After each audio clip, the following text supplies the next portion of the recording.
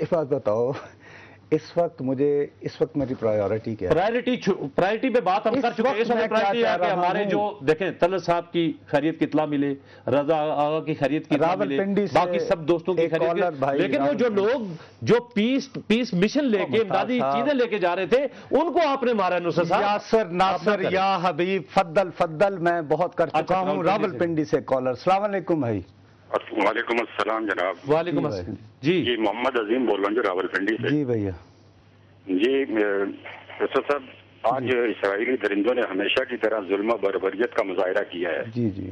اور آج T V کے اینکر اور دوسرے پاکستانی شہری جو اس میں شامل ہیں, اللہ تعالیٰ ان کو خیریت سے رکھے, اور ہماری دعائیں ہیں کہ اللہ تعالیٰ ان کو خیریت سے اپنے گھر واپس لائے. دوسرا یہ کہ وزیر خارجہ صاحب نے اپنے بیان میں مختلف ذرائع سے رابطے کا بتایا ہے, لیکن اس میں عرب لیگ کا جو ہنگامی اجلاس بھی بتایا ہے, اور OIC جو کہ بالکل ناکارہ ہے, اس نے آج تک کچھ بھی مسلمانوں کے لیے نہیں کیا. میرے خیال میں ہماری حکومت کو سعودی حکومت کو بھی شامل کرنا چاہیے, کیونکہ ان کے بھی امریکہ سے کافی گہرے تعلقات ہیں. جبکہ ہر معاملہ ہمارا سعودی عرب میں طے ہوتا ہے, تو کیوں نہ آج سعودی عرب کو بھی آج کل کوئی اتنے اچھے تعلقات نہیں ہیں, یعنی اس طرح کے گہرے مراسم ہمارے ان کے ساتھ, وہ پتہ نہیں کچھ ناراض ہوں گے بھائی عظیم صاحب. دیکھیے عرض یہ ہے, میرے منہ میں خاک, بدقسمتی ہے کوئی مسلمان ملک امیر یا غریب اس پہ نہیں بولے گا. یہی مصیبت ہے. اس پہ جب بھی بولے گا بر صغیر کا مسلمان بولے گا, پاکستان کا مسلمان بولے گا, بھارت کا مسلمان بولے گا, بنگلہ دیش کا بولے گا, اور ایران کا بھی امام خمینی کے انقلاب کے بعد سے اسی طرح بولے گا. اس کے علاوہ ساری طرف چپ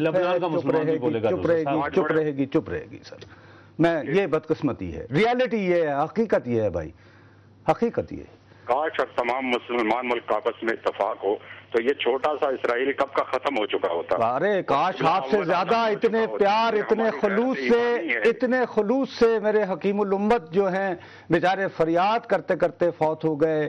ایک ہوں مسلم حرم کی پاسبانی کے لیے, نیل کے ساحل سے لے کر کاشغر تک, تابخا کے کاشغر. ان بیچارے ان جیسے پرخلوص آدمی کی دعا قبول نہ ہو پائی تو میں اور مشتاق اور آپ ہم تو بہت ہی گناہ گار. جی عظیم صاحب, بہت بہت شکریہ آپ کا. جی تو یہ افسوس دیکھیں ہر بندہ درد دل میں. اب یار تقریر علاج نہیں ہے, تقریر نہیں ہے علاج. کیا وہ کفن باندھ کے ہم بھی چل پڑے غزہ کی طرف؟ اب نہیں, پھر آپ بتائیں نا, عملی طور اگر تقریر بھی نہیں کریں ہمیں یہاں بولنے کی پابندی ہوگی.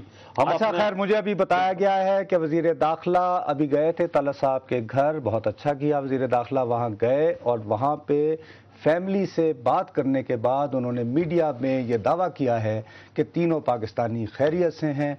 اگر ان کے پاس اوتھینٹک یہ خبر ہے تو کم از کم ایک ہمارا پرابلم جو ہے دیٹ از اوور, کہ فائن. پتہ نہیں, اسی سلسلے میں آپ کو میں پینل والوں سے کہوں گا کہ ہمیں سنائیں بھی اگر کوئی ایسی چیز ہے. نہیں, اچھا میں اس کو تھوڑا سا یہ کہوں گا کہ اب میں اس بات کو ریویل کر سکتا ہوں.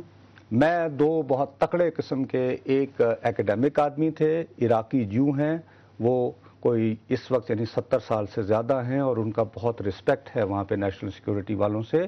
ان کو میں نے صبح ای میل کی تھی. اور ایک جرنلسٹ ہیں جو ایک وہاں پہ, وہ میرے ساتھ امریکہ میں ایک کورس پہ تھے, ان کو بھی میں نے.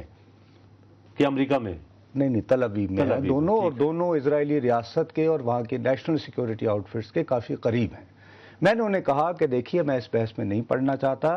اس میں سے جو صحافی ہے اس نے مجھے کوئی تقریباً 3:45 بجے کے قریب یہ کہا تھا کہ میں نے ایک B+ سورس, اس بیچارے نے A نہیں کہا, اس نے کہا کہ B+ سورس سے یہ نام پوچھا, اس نے کہا کہ نو ہی از اوکے. میں نے کہا کیا میں آن ایئر کہہ سکتا ہوں؟ اس نے کہا چونکہ ابھی تک میری سورس B+ ہے تو تم ابھی تک چلو اگر ہمارے وزیر داخلہ کا اچھی بات ہے, اور اللہ کرے کہ وہ خیریت سے وطن واپس آ سکے. ناظرین وقت ہے بریک کا, بریک کے بعد پھر آپ کی خدمت میں حاضر ہوں.